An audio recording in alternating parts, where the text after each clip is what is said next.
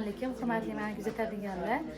Bizga Namangandan xolis otsif bilan kelishgan, ya'ni qora sedana, asal, zaytun moyi aralashgan 40 marta yosin surat jonli o'qib ruqiya qilingan mahsulotimizni ichib, jigarida ishig'i bor ayol jigarini ishig'i qaytgan. Qanchada qaytgan ishig'i?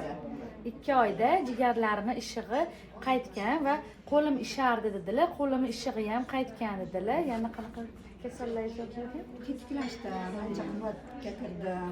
Charchoq yo'qoldimi? Charchoq yo'qoldi. Gepatit sayim borligi uchun kam quvvat bo'lib, yaramay yotardim-da. Hozir tetikib qoldim.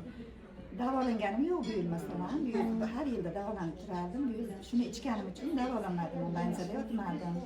Demak, jigarga bu qora sedanani foydasi juda ham katta. Biz 3 yildan beri mana shu mahsulotni odamlarga targ'ib qilayotgan bo'lsak, 3 yildan beri jigar kasalligini har turlari davolanyapti. Mana jigari qotishlar, ishishlar borlarda ham mana xolis tabiiy jonli otsif keldi va onalari ham mana davleniya bilan kelganlar. Ushlab turing. Xo'p. Davleniya bilan kelganlar, davleniya bo'lardilar. Qanchadan beri davleniya oshardi? 2,5 yildan. Opa, siz baqa o'tib olib turing, video. Baqa o'tib. Necha qizlar Keyin buni ichganingizda davleniya boshmay qoldi. Dorilarim so'ktirib qoldi deydi. Mashalloh, tez yordam chaqirib turishardi, dori ichib turardi ekanlar. Hozir mana davleniyalari yo'q bo'lgan. Meni o'zimni shaxsan o'zimni opam ham yosh bo'lib 160 ga davleniya chiqaveradi, magneziya qilardilar, o'zlari ukol qilardilar.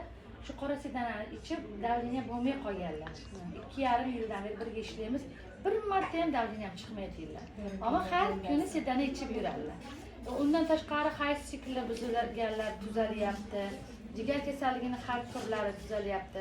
Mana shu opamiz ham jigar kasalligidan tuzalib, otsif qilib, qarindosh urug'lariga qora sedana olgani kelibdilar. Shifo bo'lsin, ofiyat bo'lsin. Rahmat sizlarga. Yo'q demasdan xolis otsif berganlar uchun to'la sog'lik bo'lsin. Rahmat bersin. Rahmat.